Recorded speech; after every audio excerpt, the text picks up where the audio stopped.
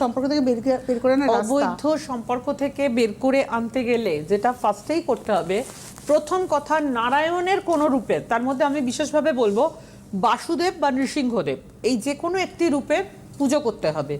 বাসুদেবের পুজোও করা যায়, যদি সম্পর্কটা ভীষণ জোরালো হয় কিছুতেই সেখান থেকে বের করে আনা যাচ্ছে না। এবং এটা যে শুধু ছোটদের ক্ষেত্রে প্রযোজ্য তাও নয়, কিন্তু বড়রাও আজকাল যথেষ্ট উল্টোপাল্টা সম্পর্কে জড়ায়।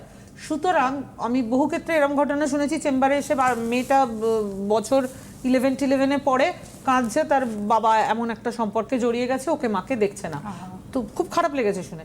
তো আমি একটা কথা বলবো, যে কোনো রকম অবাঞ্ছিত রিলেশন থেকে যদি বেরিয়ে আসতে চান তাহলে অবশ্যই জানবেন, হয় যদি সেটা খুব হালকা বিষয় হয় তাহলে বাসুদেবের পুজো এবং সম্পর্ক থেকে বেরিয়ে আসা, আর যদি সেটা খুব বেশি কাউকে একটা মানে সেই জালে ফেলা মতো ব্যাপার হয় তাহলে কিন্তু নৃসিংহদেবের পুজোর মাধ্যমে, অগ্নি তত্ত্ব প্রয়োগের মাধ্যমে যে কোনো অবাঞ্ছিত রিলেশন থেকে বেরিয়ে আসা যায়। চাইলে আমরা পরের দিনও এটা নিয়ে আলোচনা করব। অবশ্যই। হ্যাঁ, আর অবৈধ